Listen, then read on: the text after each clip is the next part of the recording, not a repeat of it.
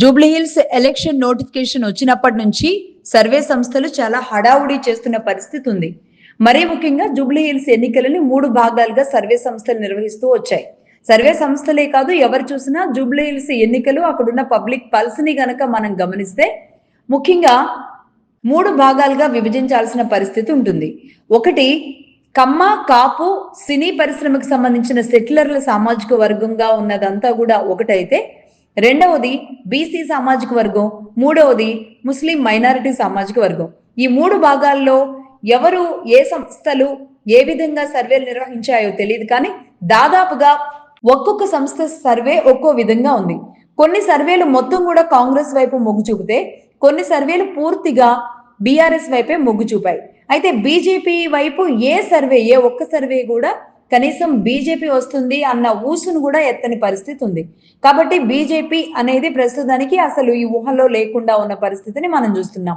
అంటే ఈ survey sentiment ఆధారంగా నడిచిందా, లేదంటే గ్రౌండ్ లో సునీత వర్సెస్ నవీన్ యాదవ్ గా నడిచిందా, కేటీఆర్ వర్సెస్ రేవంత్ రెడ్డిగా నడిచిందా, గత ప్రభుత్వం వర్సెస్ ఇప్పటి ప్రభుత్వం 2 ఏళ్ల ఇప్పటి ప్రభుత్వంగా నడిచిందా? ఈ పోలింగ్ అనేది మాత్రం, ఈ జూబ్లీహిల్స్ ఎన్నిక అనేది మాత్రం ఒక రెఫరెండంగా కాబోతుందా అనేది సర్వత్రా ఆసక్తి నెలకొనున్న పరిస్థితి కనబడుతుంది. ఈ నేపథ్యంలోనే ఈ సర్వే సంస్థలు అంటే ప్రీ పోల్స్ సర్వే అంతా ఒకెత్తుగా ఉంటే, ఎగ్జిట్ పోల్స్ సర్వే మీదే దాదాపుగా అంచనాలు అనేది క్లారిటీ వస్తాయి. ఎగ్జిట్ పోల్సే ఎగ్జాక్ట్ పోల్స్ గా మారే అవకాశాలు ఉంటాయని పార్టీలు భావిస్తూ ఉంటాయి. కాబట్టి ఒకసారి ఇప్పటి వరకు ప్రీ పోల్ సర్వేలు ఎలా ఉన్నాయో మనం చూద్దాం. ప్రీ పోల్ సర్వేలో భాగంగా పీసీ సర్వేస్ కాంగ్రెస్ 39%, బీఆర్ఎస్ 51%, అలాగే బీజేపీ 9% చెప్పారు. అలాగే మార్జిన్ 12% చెప్తున్నారు. కేకే సర్వే ప్రతిష్టాత్మకంగా ఈ మధ్య కాలంలో కేకే సర్వే గత తెలంగాణ శాసనసభకు జరిగిన ఎన్నికల సమయంలో కేకే సర్వే నిజమైన పరిస్థితి ఉంది.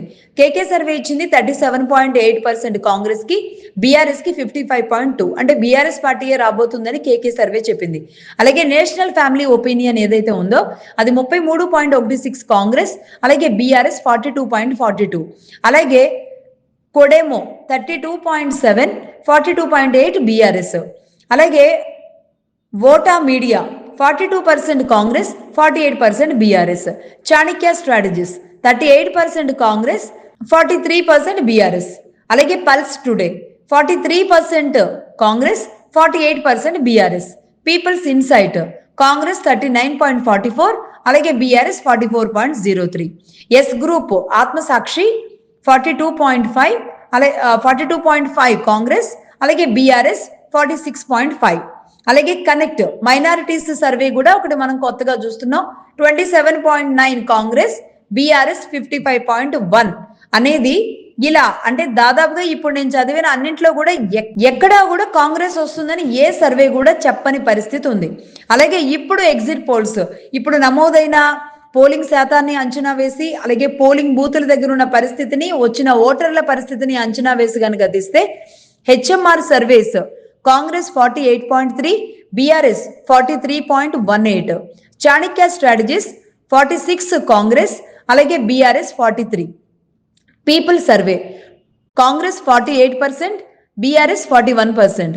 కేకే సర్వే కాంగ్రెస్ 37.8, అలాగే బీఆర్ఎస్ 55.2. అంటే కేకే సర్వేని ఇక్కడ మనం మెజర్ చేసుకుంటే బీఆర్ఎస్ కి ఇంకా పెరుగుతుందనే ఇచ్చింది. స్మార్ట్ పోల్ సర్వేస్ కాంగ్రెస్ 48.2 అయితే బీఆర్ఎస్ 42.1. నాగర్నాస్ survey Congress 47%, BRS 41%. Smart poll surveys Congress 48.2%, BRS 42.1%. So మొత్తంగా ఇప్పుడు ఎగ్జిట్ పోల్స్ ఇచ్చిన దాదాపుగా 7 సర్వేల గురించి ఇప్పుడు నేను చదివిన 7 సర్వేల్లో కూడా కాంగ్రెస్ కేవలం 4 స్థానాల్లో కాంగ్రెస్ కనబడుతుంటే 3 సర్వేలు బీఆర్ఎస్ వైపు మొగ్గు చూపినట్టుగా కనబడుతుంది ఈ సర్వేలు. కానీ ఇంతకు ముందు నేను చదివిన ప్రీ పోల్ సర్వేలో దాదాపుగా అన్ని సర్వేలు కూడా, దాదాపుగా కాదు మొత్తం సర్వేలన్నీ కూడా కాంగ్రెస్ కి నెగిటివ్ గా, బీఆర్ఎస్ కి అనుకూలంగా ఓటర్లు ఉన్నారు అనేది ప్రీ పోల్ సర్వేలు ఇచ్చాయి.